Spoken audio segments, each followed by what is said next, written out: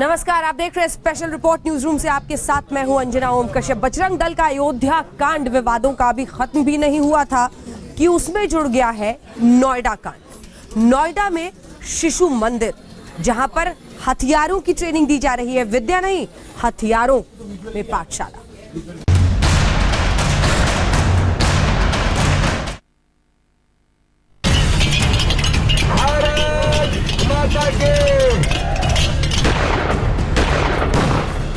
नाबालिग छात्रों के हाथों में राइफल, विद्या के मंदिर में राइफल की ट्रेनिंग, पाठशाला में तलवारबाजी की सीख, कलम पकड़ने वाले हाथों में लाठी, कहीं गोला फेंकने की ट्रेनिंग, कहीं रस्सी के सहारे ऊपर चढ़ने की सीख। शास्त्र की जगह शस्त्र चलाने का प्रशिक्षण।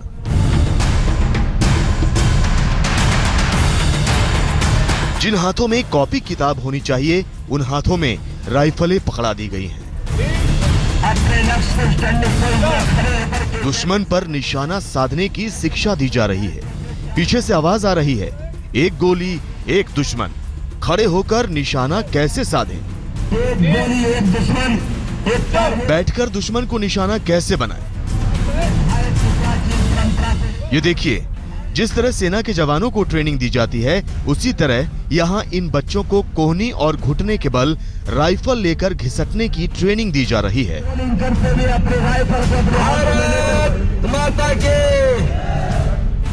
ये कट्टर हिंदुत्ववादी संगठन बजरंग दल का प्रांतीय शौर्य प्रशिक्षण का कार्यक्रम है। यह सब चल रहा है दिल्ली से सटे नोएडा के सरस्वती शिशु मंदिर में।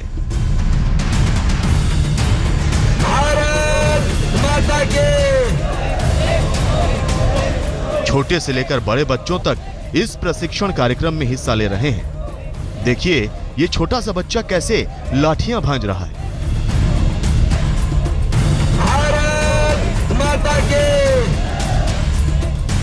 इस बच्चे की उम्र देखिए और हवा में दो दो लाठियां भांजने का हुनर देखिए। नन्हे हाथों में सिर्फ लाठियां पकड़ाई गई होती तो शायद किसी ऐतराज की कोई बात नहीं थी, लेकिन लाठी चलाने के हुनर के साथ इनके दिमाग में किस कदर जहर भरा जा रहा है, जरा इसकी भी बानगी देख लीजिए।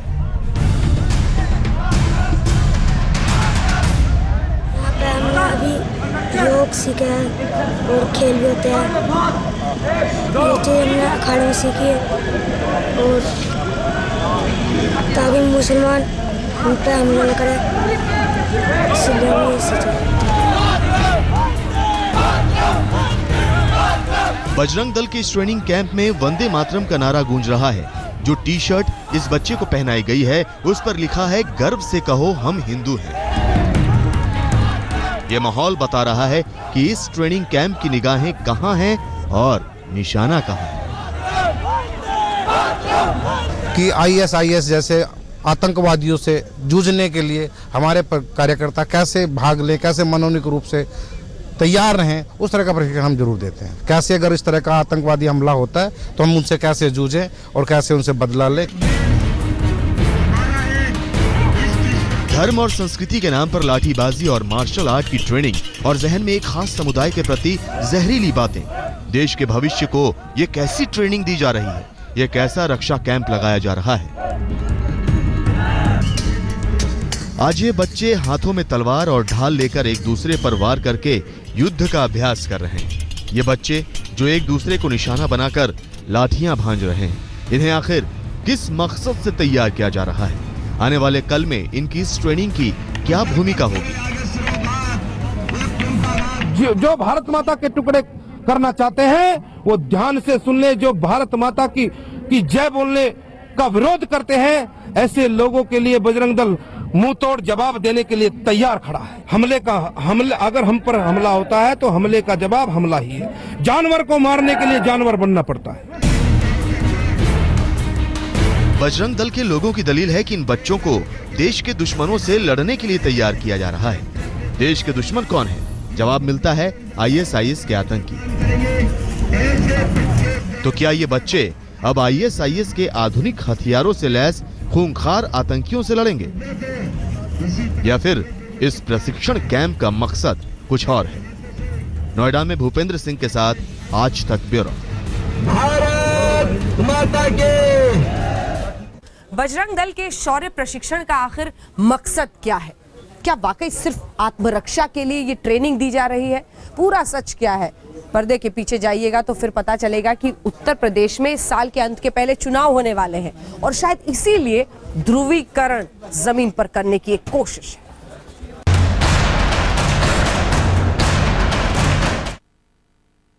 एक कार्यकर्ता 100 आतंकवादियों को भारी पड़ सकता है।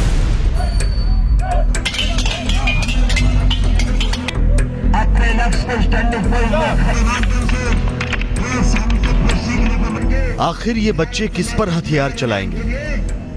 क्या बजरंग दल का भरोसा देश के कानून और देश की सुरक्षा एजेंसियों पर नहीं है? ISIS की आड़ में कहीं वो एक समुदाय विशेष के खिलाफ मोर्चे बंदी में तो नहीं लगे हैं? जरा सुनिए इनकी बात और कयास लगाइए इनके मकसद का।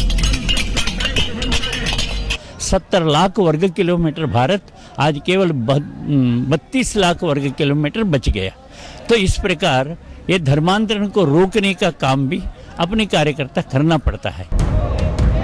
बजरंग दल पूरे उत्तर प्रदेश में इस तरह के शौर्य प्रशिक्षण कार्यक्रम आयोजित कर रहा है। संगठन ने पूरे प्रदेश को 3 हिस्सों में बांट दिया है: मेरठ प्रांत, काशी प्रांत और अवध प्रांत। नोएडा मेरठ प्रांत के तहत आता है, लिहाजा यहाँ सेक्टर 12 के सरस्वती शिशु मंदिर में 7 दिनों का शौर्य प्रशिक्षण कार्यक्रम रखा गया है। सबसे बड़ी बात यह कि इन बच्चों को किसकी इजाजत से राइफलें पकड़ाई गई हैं, इन राइफलों के लाइसेंस किसके नाम है, कानून आखिर क्यों ये तमाशा देख रहा है। सरकार की जानकारी में ये बातें हैं, लेकिन अभी वो इन राइफलों के असली नकली होने के फैसले का इंतजार कर रही है।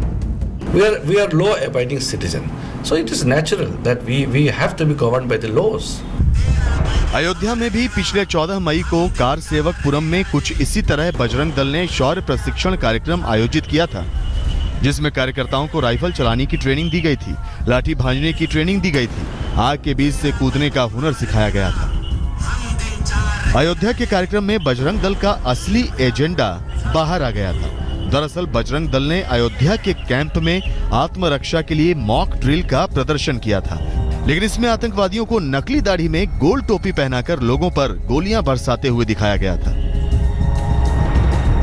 इस वीडियो पर बवाल मच गया। एक खास समुदाय के लोगों की भावनाएं आहत करने के आरोप में पुलिस ने बजरंग दल के संयोजक महेश मिश्रा को गिरफ्तार कर लिया, जहां से उन्हें 14 दिनों की न्यायिक हिरासत में भेज दिया गया। महेश मिश्रा ने जमानत की अर्जी भी दी थी, लेकिन अदालत ने उसे खारिज कर दिया। बजरंग दल विश्व हिंदू परिषद का युवा संगठन है, तार RSS से जुड़े हुए हैं और इसीलिए बीजेपी और संघ दोनों पर खूब प्रहार हो रहा है। सियासत खूब इस मुद्दे पर भुनाई जा रही है। देखिए,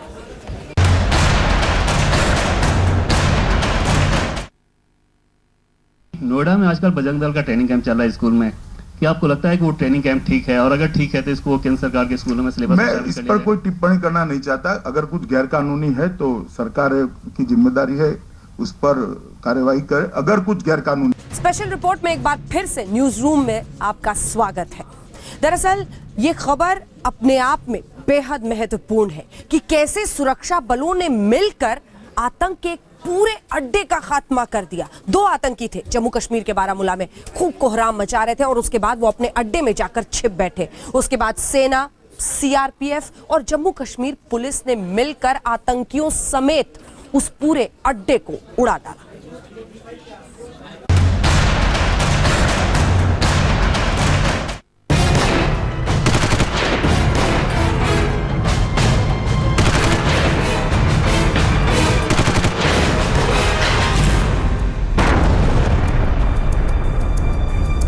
इस जोरदार धमाके के साथ आतंक का अड्डा ध्वस्त हो गया। आसमान में धुएं का गुबार उड़ने लगा और इस धमाके के साथ आतंक के इस अड्डे में छुपे बैठे आतंकियों का भी काम तमाम हो गया।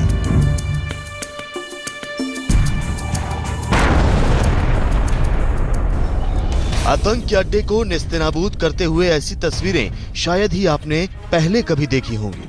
देखिए कैसे इस घर के चारों तरफ पहले सन्नाटा रहता है। इस सन्नाटे में एक गोली की आवाज गूंजती है और उसके बाद जबरदस्त धमाका होता है। आतंक के इस अड्डे को आतंकियों समेत उड़ा दिया जाता है। ये तस्वीरें जम्मू कश्मीर के बारामूला की हैं। इस मकान में आतंकियों ने अपना ठिकाना बनाया तो फौज ने पूरे इलाके को चारों तरफ से घेर लिया, लेकिन आतंकियों ने गोलियां बरसानी शुरू कर दी। इस तरह से आर्मी और आतंकियों के बीच एनकाउंटर शुरू हो गया। आप देख सकते हैं कि आतंकियों से देश के फौजी मुकाबला कर रहे हैं। जिस मकान में आतंकी छुपे हैं उसके एक तरफ कुछ दूरी पर बने मकान की छत पर चढ़कर सेना के जवान आतंकियों पर निशाना साध रहे हैं, जबकि दूसरी तरफ फौजियों की दूसरी बटालियन हथियारों से लैस खड़ी है ताकि आतंकी इस मकान से भागने में कामयाब ना हो। इसके अलावा तीसरी तरफ से यानी सामने की साइड में भी सेना के जवान पूरी तरह से मुस्तैद रहते हैं, यानी इस मकान में छुपे आतंकियों को हर तरफ से घेर लिया जाता है। फौजी आतंकियों से मुकाबला करने के लिए रॉकेट लॉन्चर भी लेकर तैयार रहते हैं ताकि एक भी आतंकी जिंदा न बच के जाने पाए। सुबह 6 बजे से शुरू हुई आतंकियों और सेना की मुठभेड़। आतंकी अड्डे को जवानों ने चारों तरफ से घेरा। घंटों तक बारामूला में बरसती रही गोलियां। जी हां, बारामूला के तंगमार्ग पर बने इस मकान में छुपे आतंकियों से शुक्रवार की सुबह 6 बजे से आर्मी की मुठभेड़ शुरू होती है। इस ऑपरेशन में सेना के साथ जम्मू कश्मीर पुलिस और सीआरपीएफ भी जुड़ जाती है। आतंकियों को सरेंडर करने के लिए कहा जाता है, लेकिन वो नहीं मानते और 11:15 बजे के करीब सेना आतंकियों समेत उनके अड्डे को उड़ाने का फैसला कर लेती है। Police had an information about the presence of 2 terrorists in this particular house. Thereafter, an operation was launched, a joint operation by the Army, Police, and the CRPF. And we offered the militants surrender, but instead they fired upon the searching parties, which triggered an encounter. और फिर आतंक के इस अड्डे को एक जोरदार धमाके के साथ उड़ा दिया जाता है।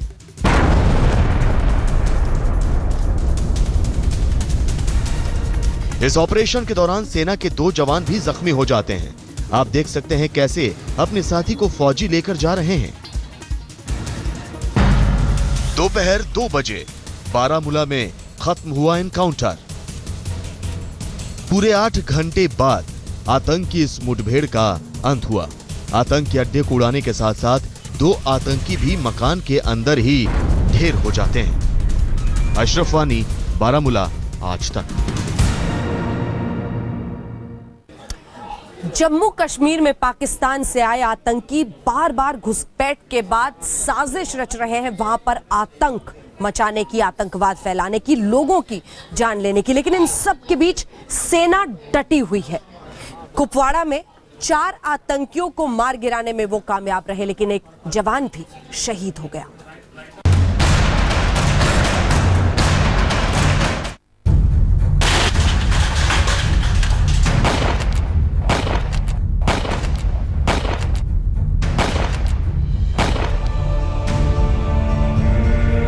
जम्मू कश्मीर के बॉर्डर से सटे इलाकों में पिछले कई दिनों से सिर्फ और सिर्फ गोलियों की गूंज सुनाई दे रही है।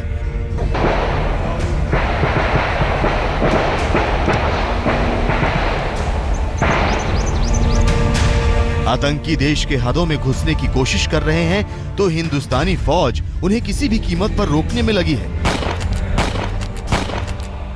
पिछले 5 दिनों में कई आतंकियों को मौत के घाट उतार दिया गया, तो सेना के कई जवानों समेत जम्मू कश्मीर पुलिस के जवान भी इस मुठभेड़ में शहीद हुए हैं।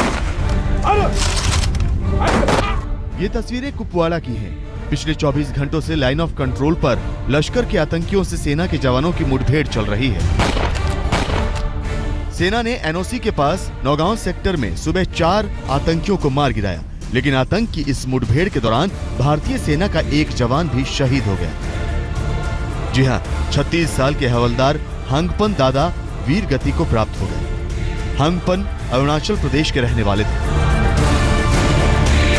नौगांव सेक्टर से लश्कर के आतंकी सीमा के अंदर घुसने की कोशिश कर रहे थे और जब सेना ने रोका तो आतंकियों ने गोलियां चला दी।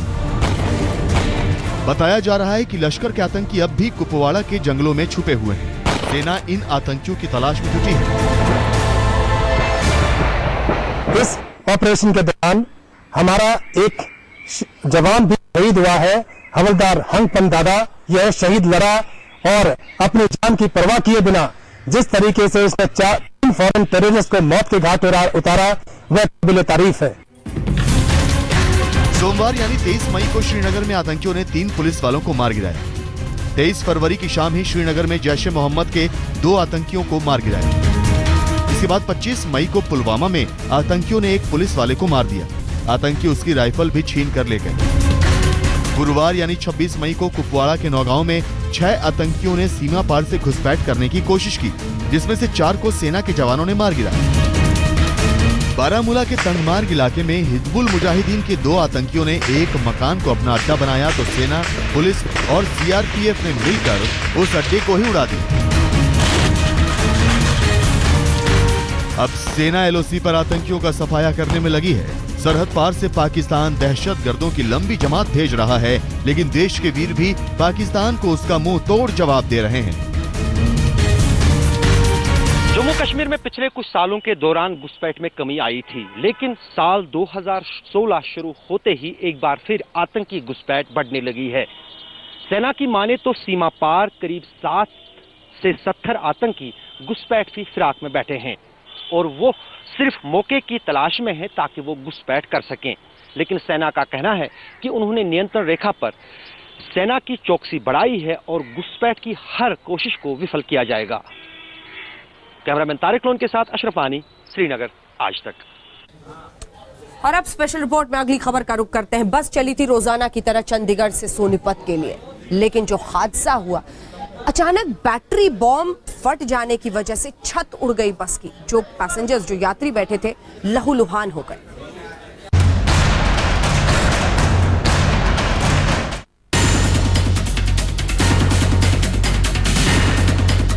हरियाणा रोडवेज की इस बस में एक बम धमाका होता है। इस धमाके से बस की छत उड़ जाती है और बस में सफर कर रहे मुसाफिर अस्पताल पहुंच जाते हैं। बस की जांच की जा रही है। नेशनल इन्वेस्टिगेटिव एजेंसी यानी एनआईए से लेकर इंटेलिजेंस ब्यूरो की टीम बस में धमाके की पड़ताल कर रही है। फॉरेंसिक एक्सपर्ट भी जांच के लिए बस में मौजूद हैं। यहाँ ये पता लगाने की कोशिश की जा रही है कि क्या ये आतंक का धमाका है। बस में जिस तरह के बम का इस्तेमाल किया गया, उसके पीछे आखिर कौन हो सकता है। अभी हमारी जो एक्सप्लोसिव टीम है और बैलिस्टिक एक्सपर्ट्स हैं वो मधुबन से आए हैं। They are examining the place of occurrence and the spot also. अभी कहना बड़ा मुश्किल होगा कि क्या चीज़ है। There might be some explosive substance. हम आपको बता दें कि बस में बैटरी बम का इस्तेमाल किया गया। इस बैटरी बम को बस में बीच वाली सीट के ठीक ऊपर जहां सामान रखा जाता है वहां प्लांट किया गया था। ये बस सोनीपत से चंडीगढ़ जा रही थी। बस में कुल 25 यात्री सवार थे। जैसे ही बस पीपली बस स्टैंड पर पहुंचने वाली थी, उससे पहले ही धमाका हो जाता है।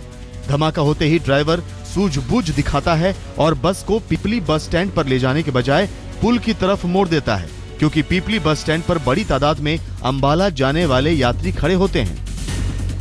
आराम से चल रही थी सर, और गाड़ी में एकदम जैसे बम फटता है ऐसे बम फट गया जी। पूरी बस में आग हो गई जी, पूरी बस में पूरी आग फैल गई थी। कहाँ फटा? किस सीट पे फटा बम? ये किस सीट पे? कम से कम 25 नंबर सीट पे था। जिस बस में ये धमाका हुआ, यात्री पूरी तरह से सहम जाते हैं। बस से एक पीले रंग का बैग मिला है, जिसमें नीले रंग की कमीज और क्रीम कलर की पैंट है। ये धमाका 25 नंबर सीट पर हुआ। हम आपको बता दें कि पिछले 5 महीनों के अंदर हरियाणा में ये तीसरा बैटरी धमाका है। इससे पहले 2 बार पानीपत रेलवे स्टेशन पर इसी तरह के धमाके हो चुके हैं। इनकी जांच भी अभी तक किसी नतीजे पर नहीं पहुंची है। ऐसे में सुरक्षा एजेंसियां और हरियाणा पुलिस भी सवालों के घेरे में है। चंद्र प्रकाश, कुरुक्षेत्र, आज तक। एक बार फिर से आपका स्वागत है। दिल्ली का एक मासूम बच्चा, गलती सिर्फ इतनी थी कि पास खड़ी स्कूटी पर वो बैठ गया था और इसी वजह से 5 लोगों ने ऐसा किया उसके साथ कि इंसानियत शर्मसार हो जाए। देखिए,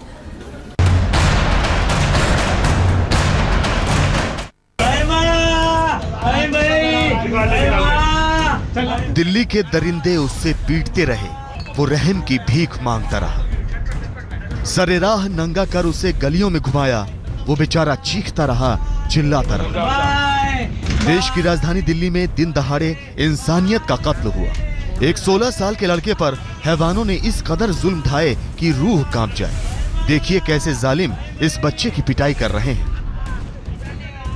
उसे नंगा कर सड़कों पर घुमाया जा रहा है। वो चिल्लाता है, मिन्नतें करता है और जालिम ठहाके मारते रहते हैं।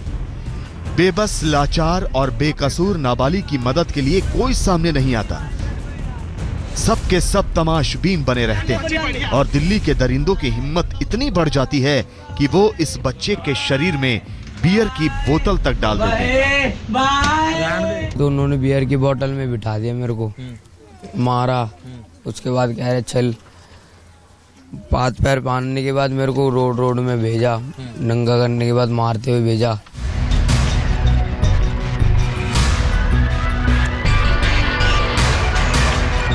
इस मासूम के साथ वहशियाना खेल इसलिए खेला गया कि वो गली में खड़ी एक स्कूटी पर बैठ गया। 5 गुंडों के गैंग ने इसे शराब लाने को कहा, लेकिन जब लड़के ने इनकार किया तो दिल्ली के जालिमों ने पहले तो इसे अगवा किया और फिर स्कूटी चुराने की कोशिश करने का इल्जाम लगाते हुए हाथ पांव बांधकर जमीन पर पटकने लगे। इतनी बुरी तरह पीटा कि देखकर रोंगटे खड़े हो जाएं। इस पर गली के दूसरे बच्चों ने उसको चोर बताने लगे और उसे ले गए, उसे कमरे में बंद किया, मारा पीटा। इस इंसिडेंट होने के बाद एक दिन बाद फिर से दोबारा उस बच्चे के साथ इसी बिना पे झगड़ा किया और मारपीट की, जिस समय में रात में पीसीआर की कॉल हो गई। और इसके साथ स्पेशल रिपोर्ट में न्यूज रूम से इतना ही, लेकिन देश दुनिया की बाकी खबरों के लिए आप देखते रहिए आज तक।